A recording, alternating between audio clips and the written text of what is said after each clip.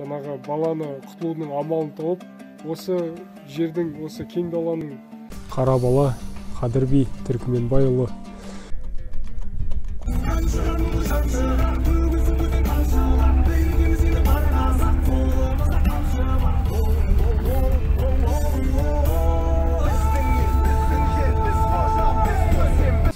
Қошқан бабамыздың ескерткіші.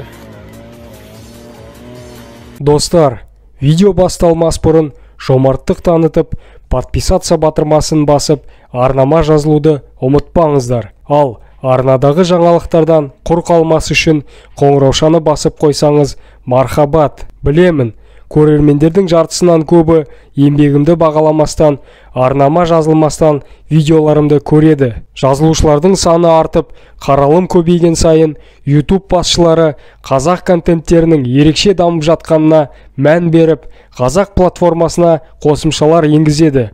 Ал арнама жаңадан қосылған болсаңыз, қош келдіңіз. Ендеше кеттік.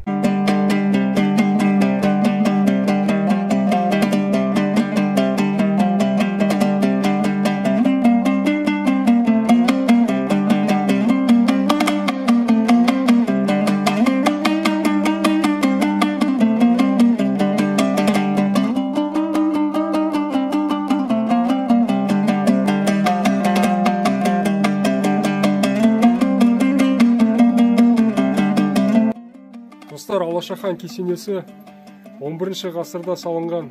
Тіпті кейбір деректер бойынша одан да ертерек 7-8 ғасырда салынған деп жатады. Қазір ішіне барып көрейік. Бірақ мен сіздерге ішіне көрмес бұрын бұның тарихын айта кетейін. Алашахан кесенесіне 3 түрлі дерек бар. Ол бірі қызыл ақ аралас кірпішпен салынғандықтан Алаша деп аталып кеткен. Оны осы жергілікті тұрғындар, тайпа ру өзінің осында мекендеген халық осылай Алаша деп атап кеткен. Екінші нұсқасы, ертеде бір хан болған. Ол ханның байбішесі жаңағы тоқалынан туылған ұлды, беті дене пішіні алапес болған.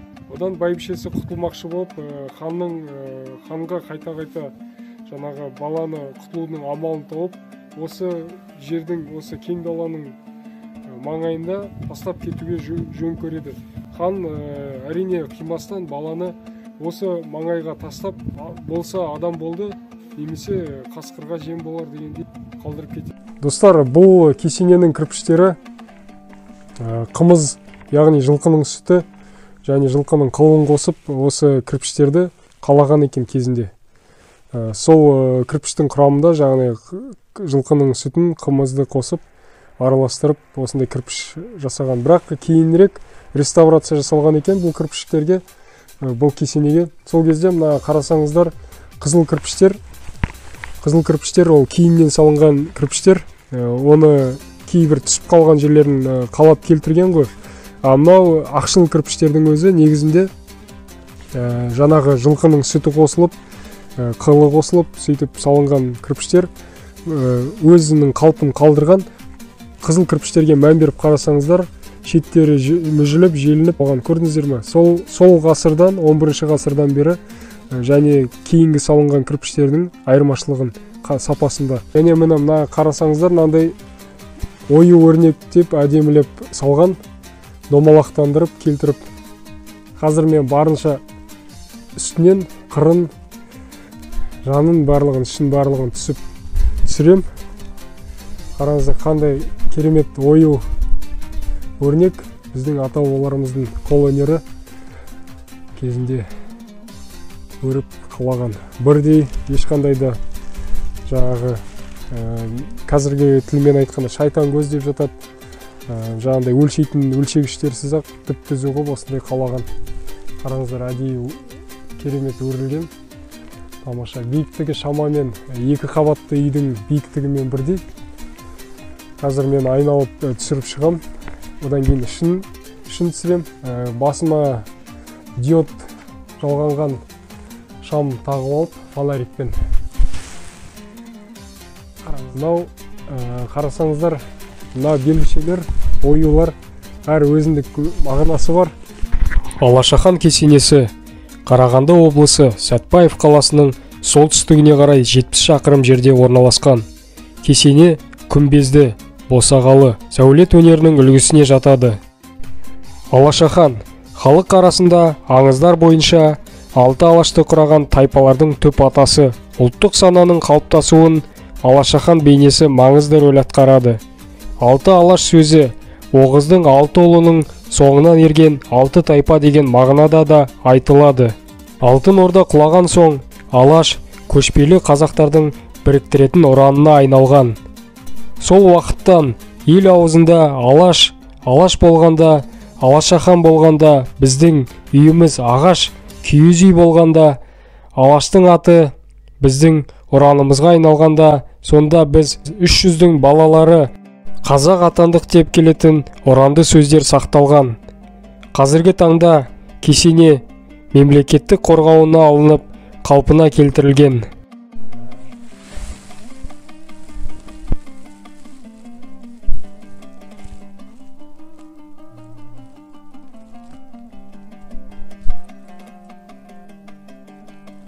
Достар, мынау шығып тұрған ағаштарды кезінде бабаларымыз анау арнайы орын қалдырып, мынау ағаштарды сол жерге тығып, сыртынан жаңағы үстіңгі жағына қарай ағаш қойып, аяқтарымен шығып, басып, жаңағы ары қарай жоғары биіктеп қалау үшін кірпіштерді өріп жасалған, қалып қойған ағаштар. Көне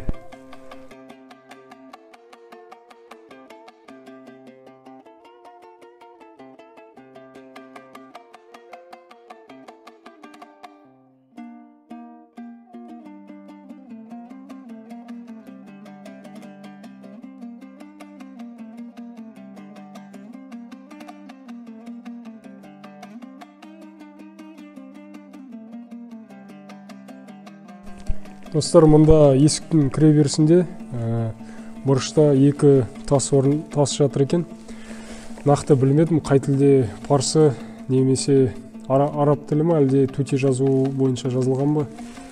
Білетін болсаңыздар, оқып көрсеңіздер болады. Одан кейін пікір алаңына комментарийға жазсаңыздар, барлығымыз түсіне білетіндей не жазылған екен.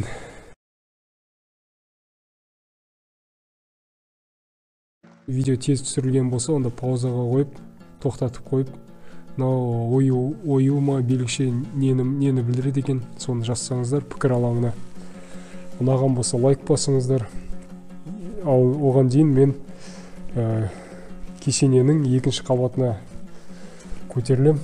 Қараңыздар, ағаштар, сол кездегі ағаштар әлі күнге дейін сақталған. Сатылар баспалдақ биік орналасқан, біздің стандартқа сай емес.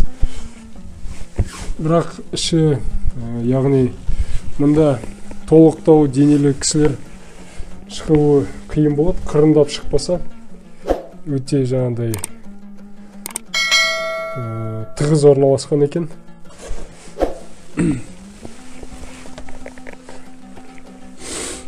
Так, қараңыздар.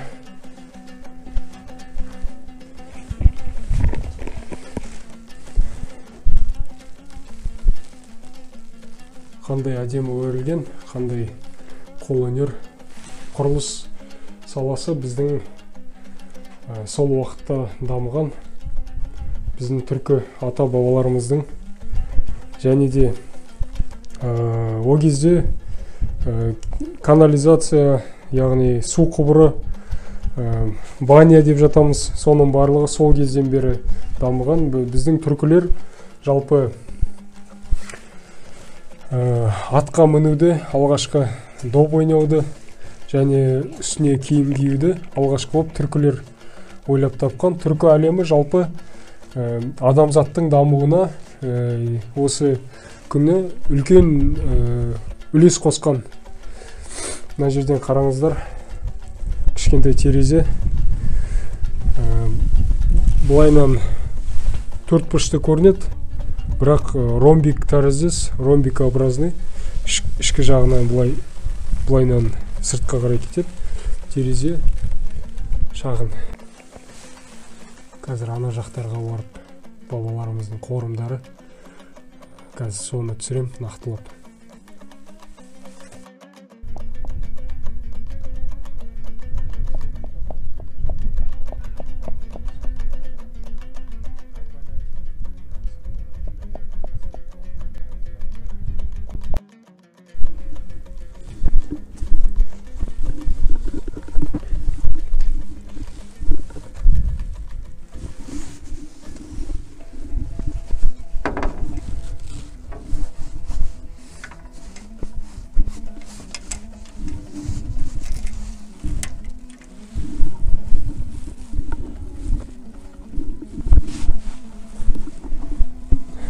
Ендеше достар, осында Алашахан кесенесінің маңында орналасқан бейіттер, дейін бе, қорымдар ма, бабаларымыздың жатқан жерлері, соларды түсіре кетейін.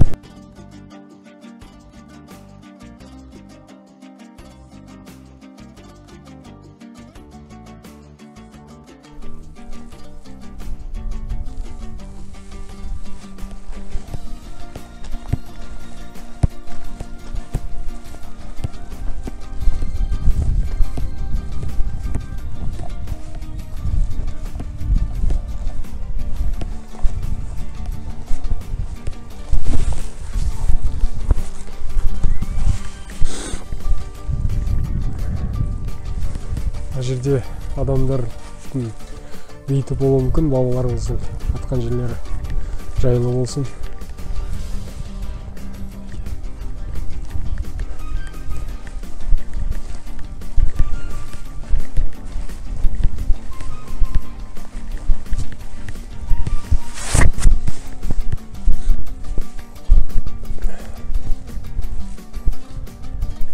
Ұлытау Кішітау өңірінің мекендеген бағаналы Найман Төртбас ағасының пірі ретінде есімі ел ішіне кең тараған Абыз Қарабала Қадырби Түркменбайұлы 1767-1872 жылдары өмір сүрген бабамыздың өзінің Қарабала ұрпақтарынан атаған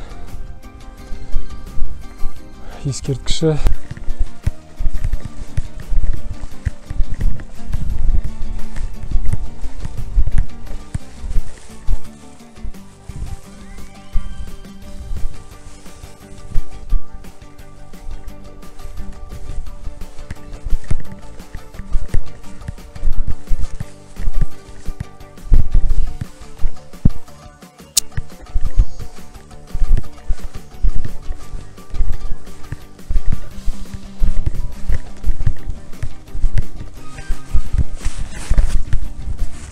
Бұзау кесенесі екен, 20 ғасырдың басы. Ескерткіш мемлекет қорғауында Өтептегі Толысбайұлы Бұзау болыс руы Шағыр 1860-1917 жылдары мекендеген өмір сүрген бабамыз ұрпақтарынан жасалған ескерткіш. Толысбайұлы Бұзау болыс бабамыздың.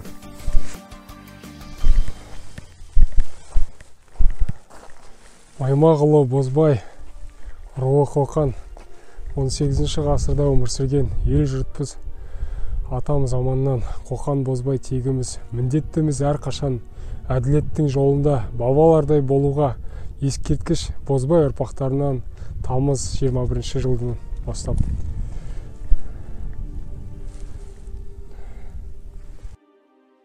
Достар, Алашахан кесенесіне бастаған сапарымды аяқтаймын.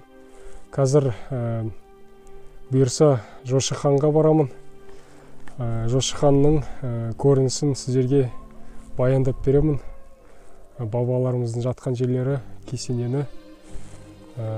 Келіңіздер осында Ұлытау өңіріне.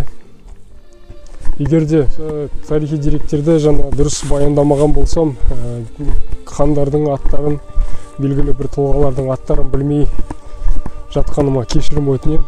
Егерде бұл кейбір жаңағы қорымдарды түсіруге болмайтын болса, тыйым салған болса, ұрпақтарынан және білетін кісілерден, тарихшылардан тағы бір басымды иіп кешірім сұраймын. Бұл сапарға шыққан мақсатым болашағымыз, ұрпақтарымыз білсін, бабаларының жатқан жерлерін тарихқа көз жүгіртсін деп сондай мақсатта түсірдім. Видеома материалды еңбектенгеніме баға беріп, пікір жазып, ойларыңызбен бөлісіп, басқа да әлеуметтік желілерге таратсаңыздар, мархабат.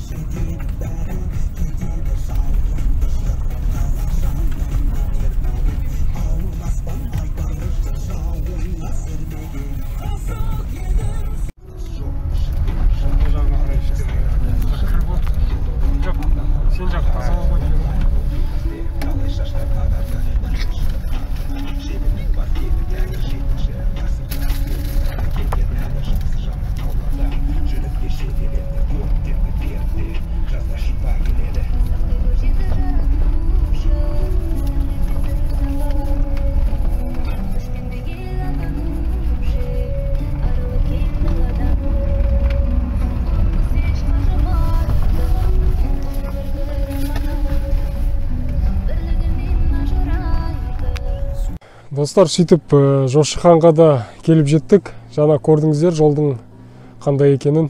Жолды болашақта тас жолын салады деген үміттемін. Ата-бабамыздың тарихи деректер осында қалған. Соны халыққа, туристерге көрсету үшін жолды дұрыстайды деген үміттемін.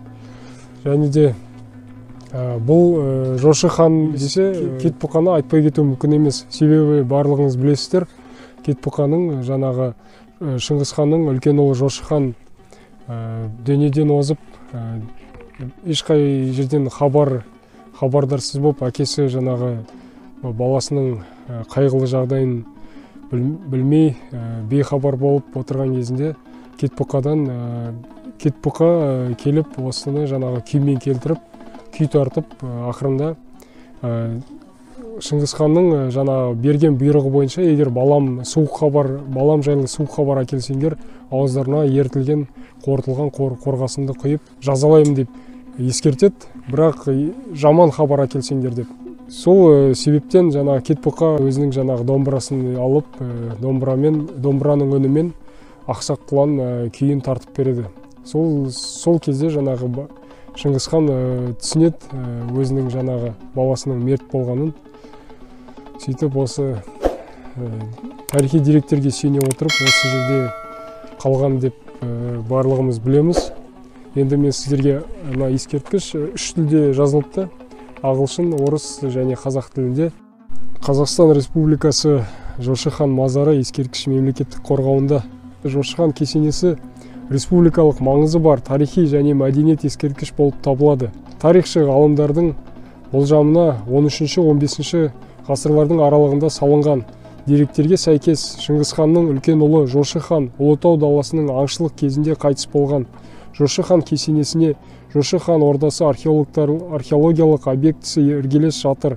Одан табылған жәдігерлер мұнда ежелгі қоныстың орналасқандығын айғақтайды. Алғаш рет Жошы кесенесі Бұхар тарихшысы Хафиз Таныштың 16 ғасыр жазбаларында ескерткішке 1946-1970 жылдары Орталық Қазақстан археологиялық экспедициясы, ал 1998 жылы Жезқазған археологиялық экспедициясы зерттеу жүргізген. Ескерткіште ғылыми реставрациялық жұмыстар 1998, 2000, 2006, 2011, 2016 және 2020 жылдары жүргізілді.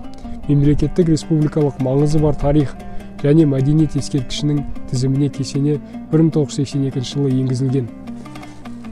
Дәл солай орыс тілінде және ағылшын тілдерінде жазылған туристер үшін.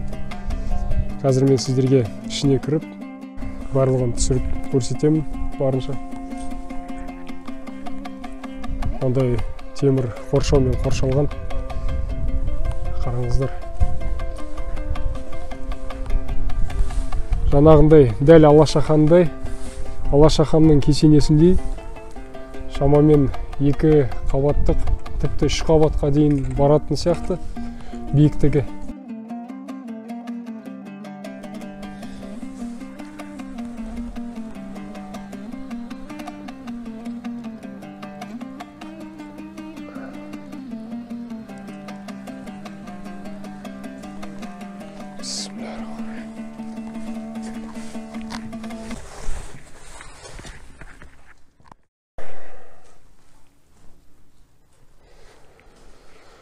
Жошы хан кесенесі.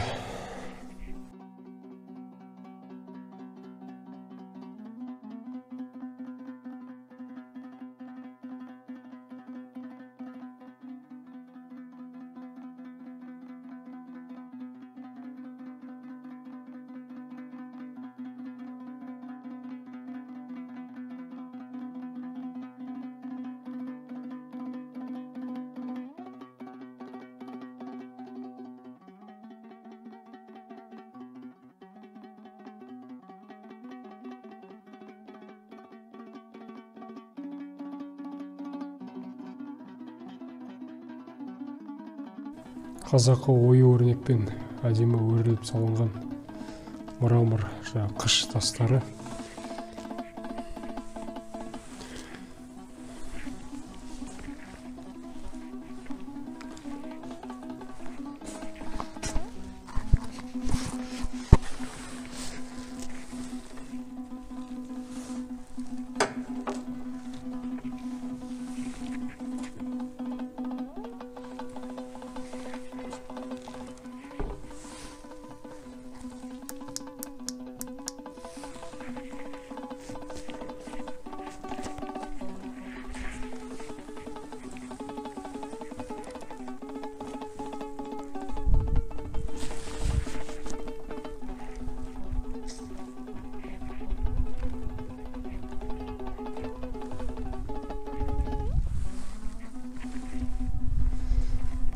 Мында байқағандарыңыздай құрылыс жұмыстары жүріп жатыр, реставрациялық. Енді қазір Кетбұқа бабамыздың ескерткішін түсіре кетейік. Кетбұқа кемеңгер 1184-1260 жылдар аралығында өмір сүрген. Қазақтың әр рудың, тайпалардың жаңағы несі белгілері, таңбалары ойылып салынған.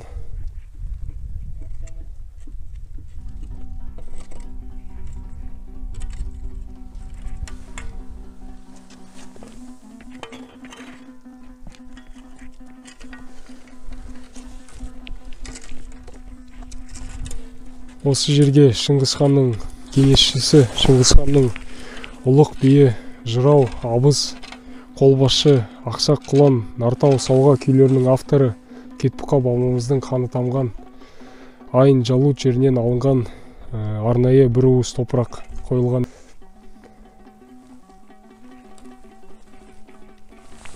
Мұнда қонақ үй де бар. Келіп көріңіздер, қыдырып бабаларымыздың жатқан жерлері.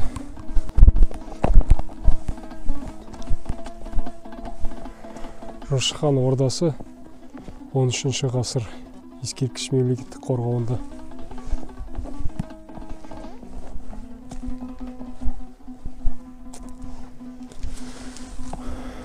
Мынау кезінде салынған,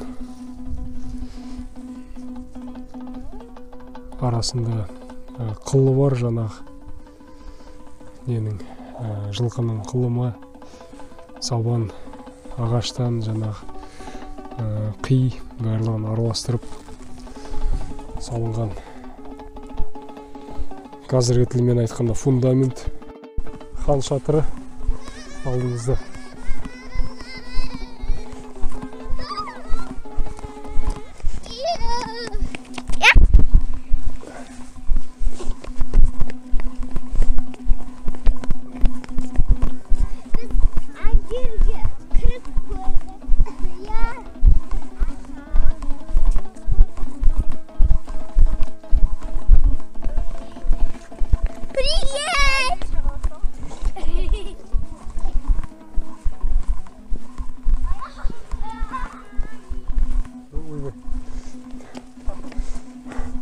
Жошы хан бабамыз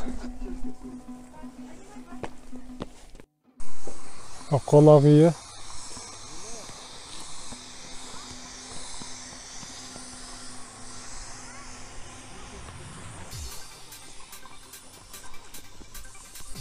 Жошы хан бабамыздың ескерткіші.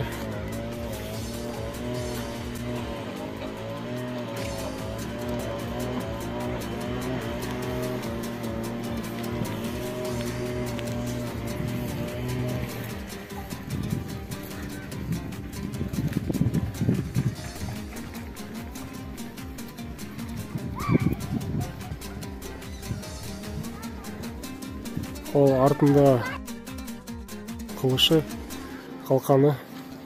Қалқанның өзін қараңыздар. Қандай қорқыныш сезім білдіреді. Ою өрнекпен әшекейленген.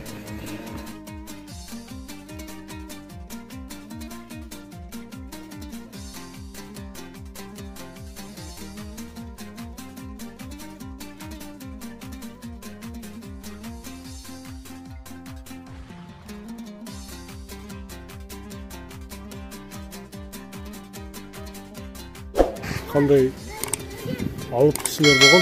Кезінде бір қарапайым қараған көздерінің қарауының өзі бір қорқыныш сезім білдіреді.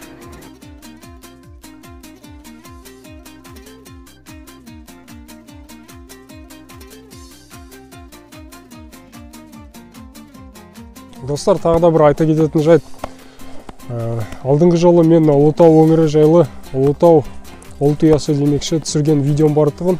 Оны жоғарыда сілтемеден көрсеңіздер болады. Жоғарыда отырған аға апаларымның құлақтарына алтын сырға. Ұлытауды курорттық аймаққа айналдырып, Жезді қалашығын, бұрынғы қазір қалпына келтіріп, оны аудан қылып қалыптастырса, осы аймақтарды Сарыкеңгір даласын, Жошыхан, Алашахан кесенелерін және де басқа да осындай керемет жерлерді туристерді шақыратындай жүйе құрса, және біздің Сатпаев қаласынан шыға берісте орналасқан кен орындары бар, қалған фабрикалар бар. Сол фабрика кен орындарын жүйелі түрде қалпына келтіріп, техникалық қауіпсіздігін барлығын қамтамасыз етіп, туристерді ескі трамвай, тепловоз бен келетін Ұлытау өңірін айналдырып, осы шикі күйінен мысты, алтын және сирек кездесетін темір тастарды дайын материал жасайтындай күйге дейін жасайтын жүйе қалыптастырса, процесін барлығын соны туристерге көрсетіп, ол ойлаймын әр туристке қызық деп ойлаймын, әсіресе европалықтарға қалай кен орнынан жердің астынан тас алынып, руда мыс боп алтынға дейін айналатынын көріністі тамаша емес пе, және одан әжептәуір ақша елімізді байытуға болатындай жүйе қалыптастыруға болады, туризмді дамытып. Достар, осымен Жошыхан, Алашахан кесенелеріне саяхатымыз тәмам. Сіздер видеоны жай көріп өтпей, бағалап, еңбегімді пікір алаңына ойларыңызды жазып, лайк басып, әлеуметтік желілерде бөліссеңіздер, мархабат, қазақ елі мәңгі жасасын, халқымыз аман, еліміз тыныш болсын. Барлықтарыңыздың отбасыларыңызға береке, бірлік, үлкен кісілерге денсаулық, кішкентай балаларға білімдерін толықтыруды, оқуда озат болуын тілеймін. Сау саламатта болыңыздар.